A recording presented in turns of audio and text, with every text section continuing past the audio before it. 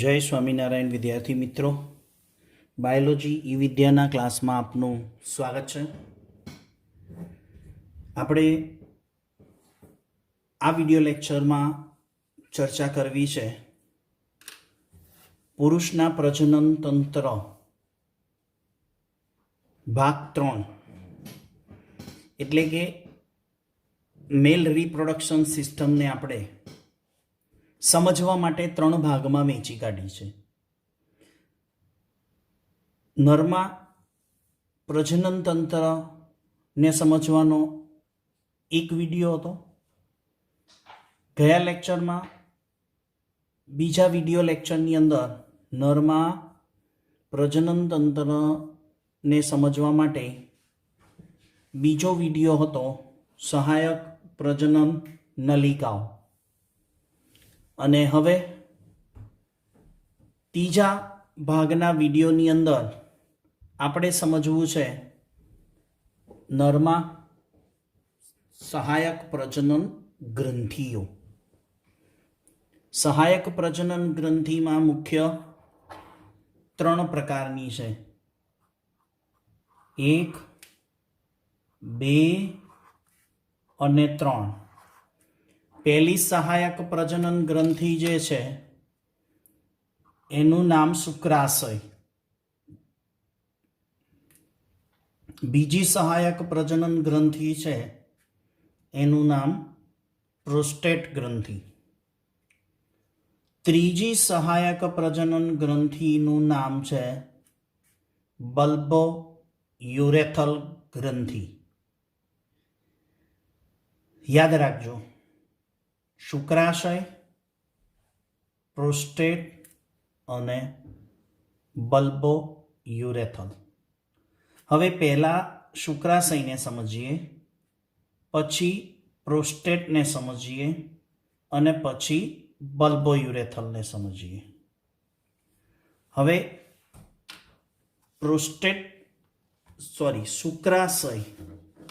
શુક્રાશય એની સંખ્યા કેટલી છે?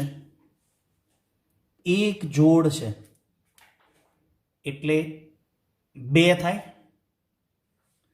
એનું સ્થાન એનસીઆરટી બુકમાં નથી એટલે ધ્યાનથી જોજો. મૂત્રાશયના પાયાના ભાગે આપણને આકૃતિ મેં સમજાવી હતી, તમને મોકલેલી છે. આ મેલ રિપ્રોડક્શન સિસ્ટમમાં આ મૂત્રાશય છે. આ મૂત્રાશયનો અહીંનો ભાગ આપણે કયો કહીશું? પાયાના ભાગે. એટલે આ તો આકૃતિ સહેજ કેવી હોય, ડિસેક્ટિંગ કરી હોય ને એ પ્રમાણેની ડ્રો છે. આ બધું ભેગું હોય આમ. એટલે આ મૂત્રાશય છે. મૂત્રાશયનો આ ભાગ કયો થયો? પાયાનો. એટલે આ પાયો થયો. આ રહી શુક્રાશય. જ્યારે એ શુક્રાશય મૂત્રાશયના પાયાના ભાગે છે અને શુક્રાશય શુક્રવાહિનીમાં ખુલે. યાદ રાખજો, અગાઉના વિડીયો લેક્ચરમાં પણ કીધું હતું. શુક્રવાહિની શુક્રાશયમાં નહીં, શુક્રાશય શુક્રવાહિનીમાં ખુલે. હવે આ શુક્રાશયનો જે સ્ત્રાવ છે એની ચર્ચા કરીએ તો આ 3 ગ્રંથિનો જે સ્ત્રાવ છે ને એમાં શુક્રાશયનો સ્ત્રાવ છે ને 60% હોય. 60% સ્ત્રાવ કોનો હોય? શુક્રાશયનો. બાકીના 40%ની અંદર પ્રોસ્ટેટનો સ્ત્રાવ છે એ 30% જેટલો છે અને બલ્બો યુરેથલનો સ્ત્રાવ એવરેજ 5 થી 10%. એટલે નિયર બાય ગણી શકાય. પણ મેક્સિમમ કોનો છે? વધુમાં વધુ સ્ત્રાવ કોનો હોય? શુક્રાશયનો. એ સ્ત્રાવ કેવો છે? તો કે છે ઘટ છે, પીડાશ પડતો. અને એ સ્ત્રાવમાં હોય શું? તો કે શર્કરા છે. શર્કરાનું ગુજરાતી આપણે બીજું કરીએ તો એનસીઆરટીમાં ફ્રુક્ટોઝ લખ્યું છે. શું લખ્યું છે? ફ્રુક્ટોઝ. મેં અહીંયા શર્કરા લખ્યું છે એટલે એક જ થયું. સાથે શર્કરા વિટામિન સી આવેલું છે અને બીજા અન્ય ઘટકો પણ છે. તો શુક્રાશયનો જે સ્ત્રાવ છે એ ઘટ, પીળાશ પડતો, શર્કરા, વિટામિન સી અને અન્ય ઘટકોથી સભર હોય. એટલે વધુ માત્રામાં શર્કરા છે, વિટામિન સી છે અને અન્ય ઘટકો પણ છે. આ શાના માટે આ ઘટકો આવેલા છે? તો કે શુક્રપિંડમાંથી સર્જાયેલા શુક્રકોષોનું વહન માર્ગ યાદ રહેશે. શુક્રકોષો ક્યાં સર્જાયા? શુક્રપિંડમાં. ત્યાં થઈને ક્યાં આવ્યા? અધિવૃષણ નલિકામાં. અધિવૃષણ નલિકામાંથી ક્યાં આવ્યા? શુક્રવાહિનીમાં. શુક્રવાહિનીમાંથી ક્યાં આવ્યા? સ્ખલન નલિકામાં. જ્યારે સ્ખલન નલિકામાં આવે એ દરમિયાન શુક્રાશયનો સ્ત્રાવ બળી ગયો હોય. એટલે કે શુક્રકોષોને પોષણ આપવા માટે શુક્રાશયનો સ્ત્રાવ છે. બીજી ગ્રંથિ છે પ્રોસ્ટેટ. પ્રોસ્ટેટ ગ્રંથિની સંખ્યા એક જ છે, ઓનલી વન. અને એ પણ ક્યાં છે? મૂત્રાશયના પશ્વ ભાગે. જો પાયાના ભાગે અને પશ્વ ભાગે ડિફરન્ટ છે, શબ્દ જુદો છે. આ પાયાના ભાગે શુક્રાશય, આ મૂત્રાશય છે, એની પાછળની બાજુ છે. પશ્વ એટલે પાછળ. પણ એ પાછળની બાજુએ છે, પણ નીચેનો આટલો ભાગ આપણને દેખાય છે. આમ ડ્રો કરીએ ને તો આટલી પ્રોસ્ટેટ ગ્રંથિ જાય, જે મૂત્રાશયની પાછળ એટલે કે પશ્વ બાજુએ ઢંકાયેલી હોય. પણ આ પ્રોસ્ટેટનો સહેજ નીચેનો ભાગ થોડોક આપણને આ 3D આકૃતિમાં જોવા મળે છે. એટલે ક્યાં છે? મૂત્રાશયની પાછળ એટલે કે પશ્વ ભાગે. એનો સ્ત્રાવ એટલે શું? આલ્કલીય દૂધ જેવો સ્ત્રાવ છે, સફેદ. અને આલ્કલીય એટલે કે બેઝિક સ્ત્રાવ છે. અને આ બેઝિક સ્ત્રાવ હોવાનું કારણ શું? તો હું આગળ સમજાવું છું. અને આ સ્ત્રાવ કાર્ય શું કરશે? બેઝિકતા જાળવી રાખે. એટલે ત્રણેય સહાયક પ્રજનન ગ્રંથિનો જે સ્ત્રાવ ભેગો થાય ને એનો પીએચ બેઝિક જાળવી રાખવામાં મદદ કોણ કરે? પ્રોસ્ટેટ ગ્રંથિનો સ્ત્રાવ. રાઈટ. હવે ત્રીજી ગ્રંથિ બલ્બો યુરેથલ ગ્રંથિ. એની સંખ્યા 1 જોડ. શુક્રાશયની સંખ્યા 1 જોડ.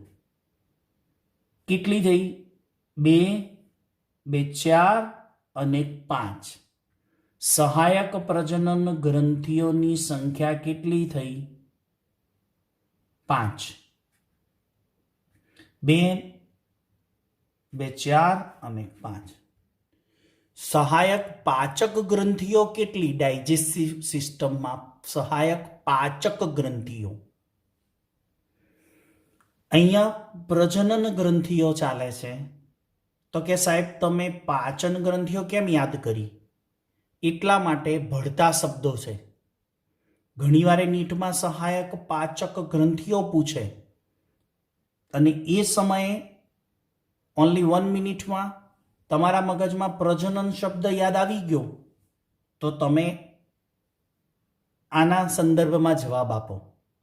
જો પ્રજનન પૂછ્યું હોય તો પાચન. 2 શબ્દો જો સરખા છે, સહાયક પાચક ગ્રંથિ, સહાયક પ્રજનન ગ્રંથિ. એટલા માટે તમને યાદ કરાવવું રહ્યું. હવે એ પ્રોસ્ટેટ એ બલ્બોયુરેથલ ગ્રંથિને કાઉપરની ગ્રંથિ કહેવાય. કઈ કહેવાય? કાઉપરની ગ્રંથિ. એ પ્રોસ્ટેટ ગ્રંથિની નીચે અને મૂત્રજનન માર્ગની પાર્શ્વ બાજુએ જો પ્રોસ્ટેટ ગ્રંથિની નીચે અને મૂત્રજનન માર્ગની પાર્શ્વ બાજુએ. તમારા માટે આકૃતિ ફરીથી અહીંયા મૂકું છું. પ્રોસ્ટેટ ગ્રંથિની નીચે અને આ મૂત્રજનન માર્ગ છે, મૂત્રજનન માર્ગ એની બે બાજુએ છે. આ મૂત્રજનન માર્ગ થઈ ગયો. અહીંયા સુધી સ્ખલન નલિકા, પછી મૂત્ર નલિકા ખુલે એટલે માર્ગનું નામ શું થઈ ગયું? મૂત્રજનન માર્ગ, જ્યાંથી મૂત્ર પણ પસાર થશે અને શુક્રકોષોને આ સહાયક પ્રજનન ગ્રંથિનો સ્ત્રાવ પણ પસાર થાય. એટલે હવે નલિકા કયા નામે ઓળખાય? મૂત્રજનન માર્ગ. તો મૂત્રજનન માર્ગની પાર્શ્વ બાજુ એટલે બે બાજુએ છે. ઓકે, દોરીને બધાએ આકૃતિ આવી. પરીક્ષા લક્ષી છે, પરીક્ષામાં પૂછાય, બોર્ડમાં પૂછાય કે નર પ્રજનન તંત્ર આકૃતિ સહિત દોરીને સમજાવો. એટલે ભૂલવાની નહીં, આકૃતિની પ્રેક્ટિસ કરજો. ચલો નેક્સ્ટ. આનું સ્ત્રાવ પણ આલ્કલીય છે અને આનું કાર્ય શું? ત્રણેયના કાર્યો યાદ રાખવાના. આનું કાર્ય ઘર્ષણ નિરોધક તરીકે છે. હવે ઘર્ષણ નિરોધક તરીકે એટલે લુબ્રિકેન્ટ તરીકે. એટલે શુક્રાશયનો સ્ત્રાવ શુક્રકોષોને પોષણ પૂરું પાડે છે. પ્રોસ્ટેટ ગ્રંથિનો સ્ત્રાવ મુખ્યત્વે બેઝિકતા જાળવે અને બલ્બોયુરેથલ એટલે કે કાઉપર ગ્રંથિ, યાદ રાખજો, એનો સ્ત્રાવ લ્યુબ્રિકેન્ટ તરીકે વર્તે. હવે ક્યાં લુબ્રિકેન્ટ એની ચર્ચા આપણે હવે નેક્સ્ટ પેજમાં કરીએ. આ ટોપિક આપણો ચાલુ જ છે, સહાયક પ્રજનન ગ્રંથિનો સ્ત્રાવ. આ ત્રણેય ગ્રંથિઓનો સ્ત્રાવ શાની રચના કરે? વીર્યનું બંધારણ. હવે એ વીર્યનું બંધારણ શું છે સમજવા જેવું છે, જેથી આપણને નર પ્રજનન તંત્રનો કોન્સેપ્ટ ક્લિયર થાય. વીર્ય એટલે પુરુષમાંથી સ્ત્રવતું એક સફેદ પ્રવાહી. ફરી બોલું છું, પુરુષના પ્રજનન તંત્રમાંથી સ્ત્રવતું સફેદ પ્રવાહી. હવે એનો રોલ અને એ શું છે એનું બંધારણ, એને આપણે વિગતવાર સમજીએ. એટલે આપણે પુરુષનું પ્રજનન તંત્ર થિયરી કમ્પ્લીટ થાય. હવે વીર્યનું બંધારણ એટલે આગળ જોઈ ગયા એ પ્રમાણે શુક્રાશય, પ્રોસ્ટેટ ગ્રંથિ અને બલ્બયુરેથલ ગ્રંથિ, આ ત્રણેય ગ્રંથિનો સ્ત્રાવ. આગળ શીખ્યા ને હમણાં જ કે શુક્રાશય, પ્રોસ્ટેટ અને બલ્બયુરેથલ ગ્રંથિ, ત્રણેય ગ્રંથિઓનો સ્ત્રાવ એક સાથે થાય. જ્યારે શુક્રકોષો શુક્રવાહિનીમાં થઈ સ્ખલન નલિકામાં આગળ વધે ત્યારે શુક્રાશયનો સ્ત્રાવ ભળશે, પછી પ્રોસ્ટેટનો સ્ત્રાવ ભળશે અને પછી બલ્બયુરેથલનો સ્ત્રાવ ભળશે. ત્યારે બનતું સફેદ દૂધ જેવું અને પાછું કેવું? ચિકાસયુક્ત. સફેદ દૂધ જેવું ચિકાસયુક્ત અને એમાં શુક્રકોષો હાજર હોય. એ શુક્રકોષો ધરાવતું એક પ્રવાહી અને એનો પીએચ મેં હમણાં કીધું ને કે આલ્કલીયતા, એટલે કે એનો પીએચ 7.2 થી 7.6 હોય. સમજો, વીર્યનું બંધારણ યાદ રહી ગયું. ત્રણેય ગ્રંથિઓ, ત્રણેય સહાયક પ્રજનન ગ્રંથિઓનો સ્ત્રાવ કેવો છે? સફેદ દૂધ જેવો, ચિકાસયુક્ત, આલ્કલીય અને શુક્રકોષો ધરાવતો. એટલે આલ્કલીય એટલે 7.2 થી 7.6 નો પીએચ ધરાવે. આ વીર્યનો પીએચ કેમ અગત્યનો છે? તો કે યોનિ માર્ગની અંદર પણ એક પ્રકારનું પ્રવાહી સર્જાય. ક્યારે? વીર્ય જ્યારે સર્જાતું હોય એવા સમયે જાતીય સમાગમ દરમિયાન, જાતીય સમાગમ દરમિયાન પુરુષમાંથી વીર્યનું સર્જન થાય અને એવા સમયે માદાની યોનિમાંથી પણ એક પ્રવાહી સર્જાય છે. એ પ્રવાહીનો પીએચ કેટલો છે? 3.5 થી 4. હવે યાદ રાખો, શુક્રકોષો વીર્યની અંદર 7.2 થી 7 એટલે કે બેઝિક પીએચમાં જીવિત હોય છે. સમજો બરાબર? જ્યારે પુરુષમાં શુક્રકોષો સર્જાય ત્યારે એવા સમયે આ ત્રણેય ગ્રંથિઓનો સ્ત્રાવમાં શુક્રકોષો આ પીએચે જળવાઈ રહે, એટલે કે જીવંત રહે. પણ જ્યારે જાતીય આવેગ થાય, આગળ આવી ગયું ઉત્થાન, જાતીય આવેગ આવે અથવા તો બોડીમાં જ્યારે જાતીય આવેગ નરમાં સર્જાય, નરની અંદર જાતીય આવેગ સર્જાય ત્યારે આપણે વાત કરી હતી કે ઉત્થાન પેશીમાં આવેલા રુધિર કોઠરો રુધિરથી ભરાય ત્યારે શિશ્ન શિથિલ અવસ્થામાંથી લાંબુ બને અને માદાની યોનિમાં વીર્ય ત્યાગ કરે. જ્યારે એ વીર્ય માદાની યોનિમાં પ્રવેશે ત્યારે શુક્રકોષો આ યોનિ માર્ગના પીએચને કારણે ડેથ થઈ જાય, મૃત્યુ પામે. પણ એક આ પીએચ જે વીર્યનો બેઝિક હતો અને યોનિ માર્ગમાં સર્જાતા પ્રવાહી એનો પીએચ એસિડિક હતો. તો એસિડ અને બેઝ ભેગા થાય તો કેમિસ્ટ્રી પ્રમાણે શું થાય? ત્યાંનું એટમોસ્ફિયર, એ જે જગ્યાએ વીર્યનો સ્ત્રાવ થાય છે યોનિ માર્ગમાં, ત્યાં યોનિ માર્ગના સ્ત્રાવનો પીએચ એસિડ છે અને વીર્યનો પીએચ બેઝિક છે, એટલે ત્યાં ન્યુટ્રલ માધ્યમ થઈ જાય. ત્યાંનું માધ્યમ ન્યુટ્રલ થઈ જાય અને ન્યુટ્રલ માધ્યમની અંદર શુક્રકોષો જીવંત રહે અને એ શુક્રકોષો જીવંત રહે તો આગળ ગર્ભાશય થઈ અને અંડવાહિની તરફ ગતિ કરે. એટલે કે અંડકોષોને પાસે શુક્રકોષોને જવાનું છે, એટલે જીવંત હોય, ચલિત હોય તો એ જઈ શકે. એના માટે આ બંને પીએચની થોડી ડિટેલિંગમાં ચર્ચા કરી, એટલે યાદ રાખવું જરૂરી છે. હવે એક સમયે વીર્ય શરીરની બહાર એક સમયે જ્યારે સર્જાય ત્યારે એવરેજ 3 થી 4 ml પ્રતિસ્ખલન છે. એટલે કે એક વખતે જ્યારે શિશ્નમાંથી વીર્ય સર્જાય પ્રતિસ્ખલન ત્યારે 3 થી 4 ml અને એની અંદર કરોડો શુક્રકોષો હોય. પણ ફલન માટે તો કેટલા નરજન્યો જોઈએ? એક જ. આગળ બીજી વાત એ કરતા હતા કે અહીંયા મેં એક વાત કરી કાઉપર ગ્રંથિની, જેનો સ્ત્રાવ ઘર્ષણ નિરોધક તરીકે લખ્યો છે. એટલે કે જ્યારે વીર્ય બને ત્યારે આ બલ્બોયુરેથરનો સ્ત્રાવ એ ઘર્ષણ નિરોધક તરીકે બને છે. એ ઘર્ષણ નિરોધક તરીકે શું કાર્ય કરે? અને સાથે સાથે આ યોનિ માર્ગનું પ્રવાહી પણ જ્યારે એ સમયે સર્જાય એ પણ શું કામ કરશે? એટલે યોનિ માર્ગમાં સર્જાયેલું આ પ્રવાહી પણ લ્યુબ્રિકેન્ટનું કામ કરે.